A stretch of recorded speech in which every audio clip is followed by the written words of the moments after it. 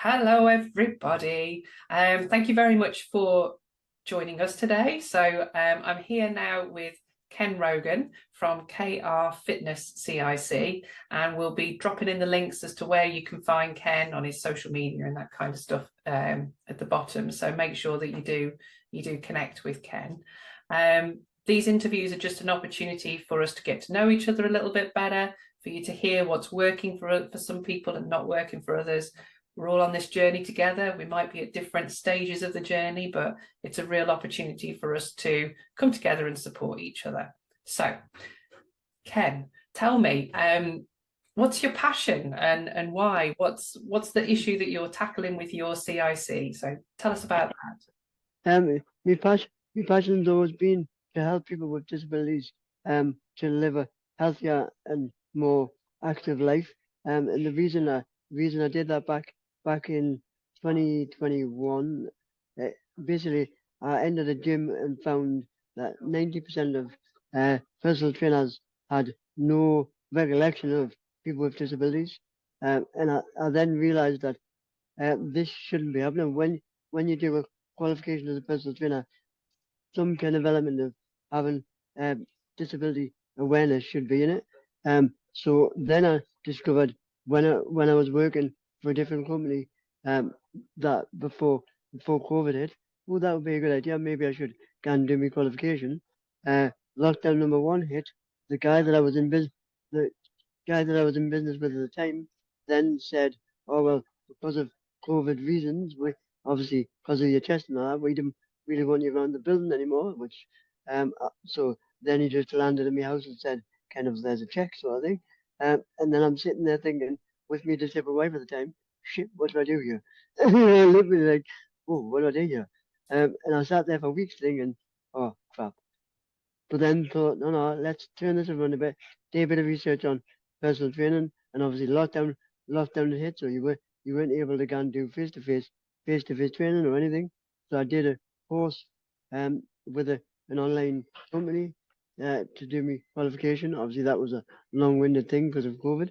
I did about two and a half years of training for me instructor training, and then me PT training, but then you couldn't become a qualified PT until you'd done the practical side of things. But because of COVID and there was three lots of lockdowns, I had to wait till the end of the third lockdown before you would even allow us to do any practical that. stuff. So it was an absolute nightmare, to be fair. But um, I didn't get me wrong, I love what I do, but um, obviously my whole thing is since COVID, there's a hell of a lot of barriers, and people are still worried, like still worried every day, thinking, "Oh, if I'm going there, what's the issue? And what's going to be the issue?" Even as a disabled person on a general basis, anyway, there's a general, as a disabled person, you're going there on a normal basis and think, "Oh, I could go down the street here and there could be no flat curbs." Da, da, da. So you completely understand from a point of view that a lot of disabled people think, "Oh, can I do fitness as well in a gym or in my own home with somebody else?" So the whole idea of KR Fitness is to, like, me being in a wheelchair myself, is to prove that, you know, basically I'm a qualified trainer. I know your daily obstacles. Let's try and get past them daily obstacles as we both know them, and let's try and make the best of your life and the best of my life within trying to make some kind of living for yourself and a better quality of life for yourself, if that makes sense. Yeah, absolutely. So, in terms of the really practical side, then, of what it is that your organisation does, what do you actually offer? Who do you work with, and why? Um, generally I try and tailor everything that I do with around people with disabilities and elderly people or any kind of medical issue. Obviously, I do train other able-bodied people as well, because obviously you've got to diversify. But my whole, like, philosophy of KR Fitness is disabilities and sort of medical issues around elderly people generally. Um, so it's generally a scenario of, if anyone was to come and say, "I've got, I don't know, let's say I've got sort of, I've I've got back injuries, but I can't stand up for a long length of time. Can you can you put some kind of program together? I would then sit down with the person in a Zoom scenario or face to face, and then go right. Well, we'll try and break everything down to the fact of what can you do, and what can't you do, and what do you want to do, and then try and make them wish list kind of questions, if you like, into a sort of into a kind of broken down list of to-do lists, and make that within a weekly target of, well, if you say if you want to stand up and do your dishes on a daily basis, we need to do this task and this task to try and get you to be able to do that task on a daily basis or on a weekly basis. That's Amazing. what it's all about, trying to let people live an independent life, and the best life they can actually live. So it's totally bespoke around people's needs and around the targets that they're setting. It isn't something that there's a one size fits all package that people No, have to no, access. it has to be a personalized package to each individual needs, which because of people's confidence and stuff, it's a very hard thing to do nowadays because of people being so worried about, cross contamination and whatever else. But So could it be that somebody is looking for this kind of support, that maybe they want to go to the gym? Would you be able to do that with them, or does it have to be in their own home, or it's have you not, got a gym? that was something I was going to get on in the future. The plan is for KR Fitness CIC is to have a catered gym for people with disabilities and elderly people, which you'd have every machinery possible. Well, in the dream of every machine possible that you can access in whatever way possible. Oh, Um, and amazing.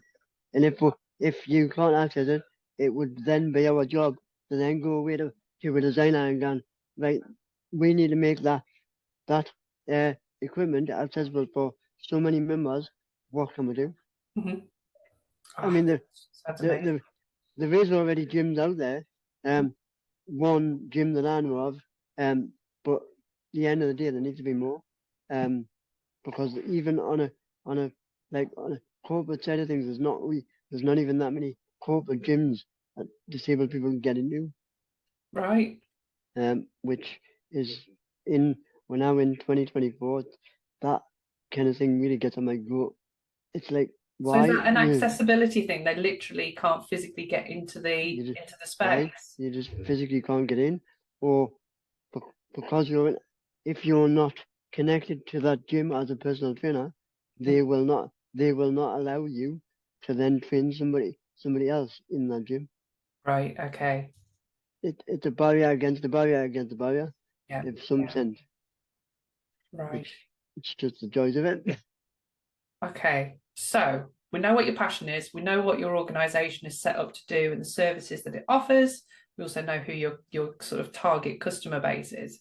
What's your business model? How is this a social enterprise? How are you income generating and also using that money towards the purpose that your organisation was set up to achieve?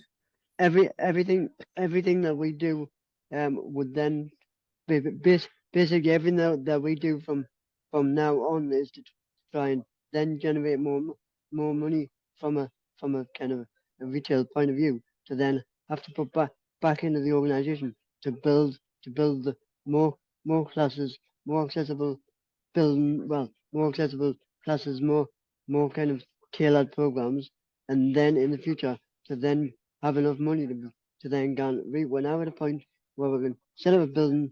Let's set up this building in X, Y, and Z places, and then in the future, if I'm not already dead by this point, to then to then make it a world to then make it a worldwide thing where you're going, all right, we've got so many in this area, let's move on, let's put it in some else. Mhm. That's the plan. It's a beautiful vision. And I know you and I were talking just before we hit record here in terms of the sort of the key priorities for your organization now in this moment.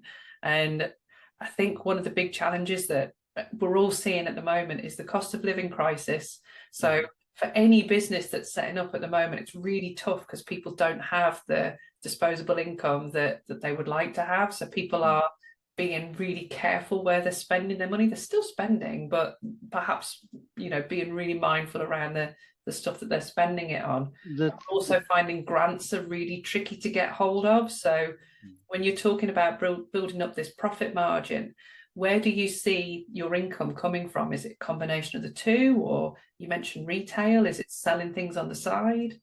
at the moment I'm diversifying to try and make adaptive to get people on to an Amazon store or Etsy, which I haven't looked at yet, but I'm going to look at that to then find where they can buy equipment to either take to a gym and use themselves or in their own home. And Mhm. because a lot of my clients a lot of my clients that I've spoke to previously or already have on board have said, well, I'd love to do it, but I don't have the equipment. And Mhm. obviously, because everything's moving online now, there's a lot of people who don't even know how to access like Amazon. You know what I mean? So it's a it's a it's a kind of an idea. It's an idea of kind of making an Amazon store where you can then buy adaptable equipment like wristbands to be able to do like, stuff on the machineries and stuff on machines and gyms and bands and stuff like that.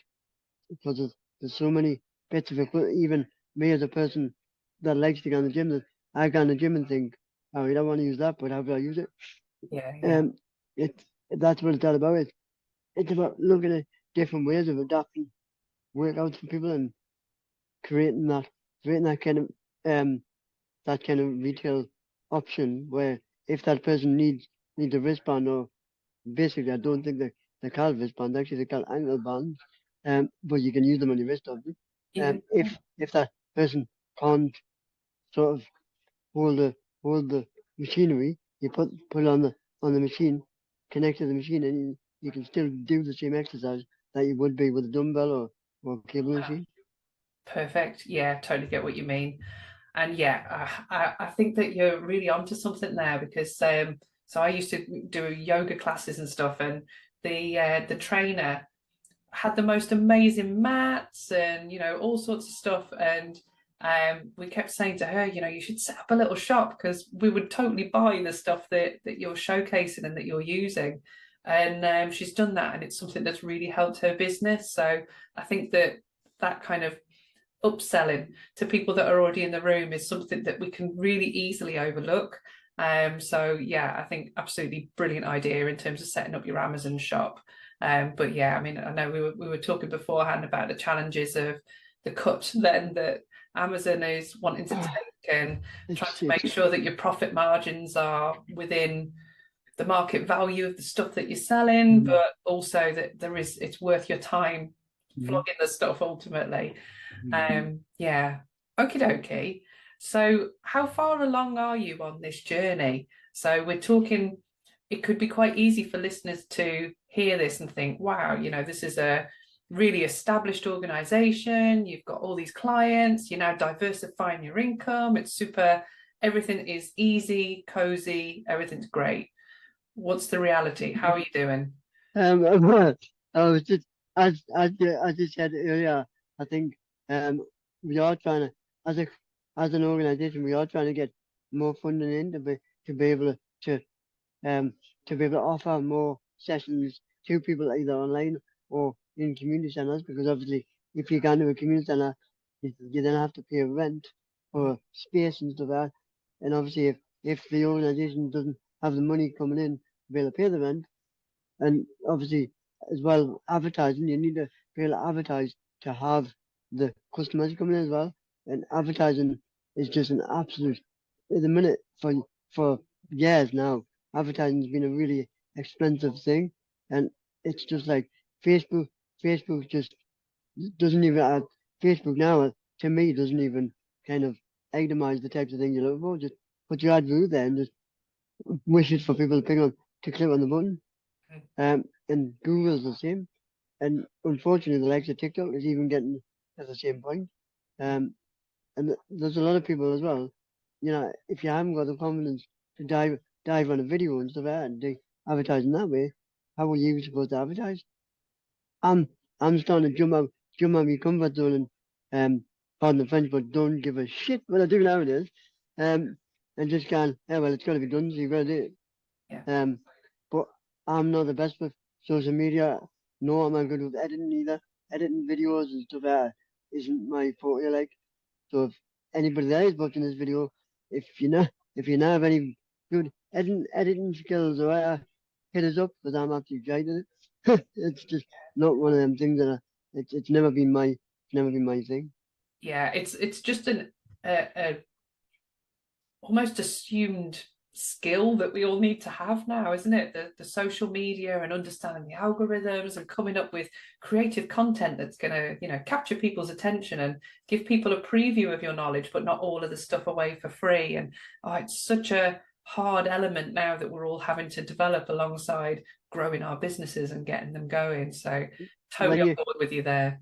when you start a business as well, you're not kind of told already do this, do this, do this, do this. You're just like, there you go. There's the business. There's your business plan. Mhm. Say that, mate. Yeah, yeah. They didn't give you a structure. You know Mhm. what I mean? Unless you gone a dragon den and gone, and you pull loads of dragons or something, which I didn't think I'll ever have the balls to do that. Unless you're gonna pull somebody in with £1 million that's gonna go, aye, I'll do this for you. Nobody, there's just everyone's in the same boat. Mhm. And I guess that Um, takes us on really to our last question, which is we've got our little growing community of change makers here, with a huge range of different skills and expertise and contacts and networks. This is your platform to talk to them. What could they do to help you and your social enterprise on its journey to success? What's your call to action for those guys? I think for everyone, not just for me alone. I think for everyone within the organization, I think um everyone kind of, if there's something that you think you can offer somebody else, then hit that person up or comment on a post and say, I can't do it, but I know somebody else that can. Everybody knows there's a cost behind something. But you know, if we can try and come together and help each other in the most cheapest way like or organized way as possible, then it's all about making connections in the best way possible. So from my point of view, don't if anybody says, "Oh, I've got a client with a bit of a health problem, but I don't know where to turn," don't ever feel like you kind of gone, "Oh, I didn't know someone, but I didn't want to approach him." Just hit us up. Didn't worry about asking the stupidest question, but I get asked the most stupidest question every day, and that's not because I'm a PT. It's because I'm disabled. You know what I mean? It's Yeah, yeah. just got to get out of your comfort zone. Okay.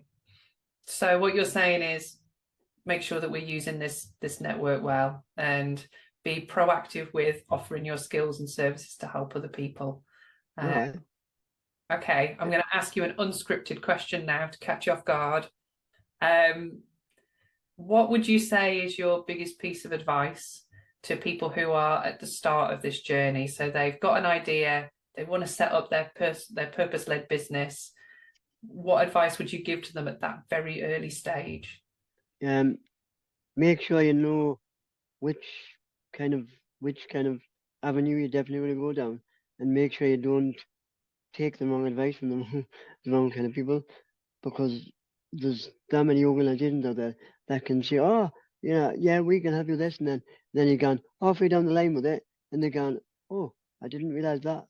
Like, oh, you could be a limited company or you could be a CRC, but then they're going, "Oh, there's so many loopholes to get around this," and then they're going, "Oh, I didn't know you needed to do that." Well, why, man?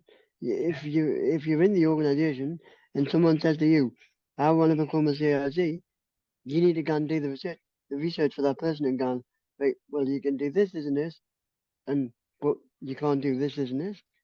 Yeah, Same with the limited company. You can do this, isn't this? But you have so many loopholes with accountants and everything, but you do. I think social enterprise as a industry is still relatively new, and whilst we've had a huge influx, if you like, in the northeast, I think we're the joint second largest, like fastest growing kick community in the UK. So it's a really exciting time to be part of this community. the challenges that the sort of the general business infrastructure organizations are trying to keep up with their knowledge and making sure that they're giving people the right advice and guidance. So I think you're absolutely right. You need to check advice that you're given, because yeah, you can end up making a business decision thinking someone's giving you the factual information, but actually it might be a little bit more subjective than that. It might be that it's their interpretation of those facts. One of the things that I often say is that if you ask 4 people to make whatever a pastry dish, they're going to make it 4 different ways. And I think it's exactly the same with business advisors. I think we all come with our own lens on your particular situation, and we're all going to offer something potentially slightly different. So I think having multiple eyes on your approach is really helpful, because you can have lots of different opinions. But it's making sure that you remember that you're in the driving seat of your business. So we can advise you till the cows come home. I wouldn't jump on the first piece of advice you're given. Make sure you're doing your homework, as you say. But equally, don't feel the need to talk to everybody about everything, because there's the potential it's just going to confuse you. So yeah, I think you're bang on there in terms of really thinking about who you're getting advice from, why, what you're trying to achieve with it, and making sure that you perhaps back it up with your own research, that you're really sure that what they've told you is correct for you and for your organization. Definitely. Fab. Well, thank you ever so much for having a quick chat with me today. We're hoping to do these a little bit more frequently, so maybe posting one, I don't know, a couple of times a month, something like that. So if anyone's watching and thinking, ooh, I'd quite like to have a little go at that, please let me know. It's a good opportunity for us to have a chat with you as well and hear more about the amazing things that you're all getting up to. So thank you ever so much, Ken. And like I say, we'll drop any links below this video so people can connect with you. But equally, if you've got any questions that you want to ask Ken that we haven't managed to cover in this quick chat, put the questions in and Ken can respond to you either through doing the voice recordings or through messaging you guys directly.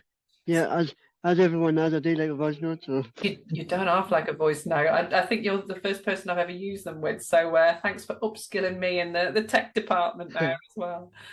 Brilliant. All right. Thanks very much then, Ken. there was. Thank you for joining today's chat. If you'd like to be featured on the next series, please email hello@junctionpoint.co.uk. Speak to you soon.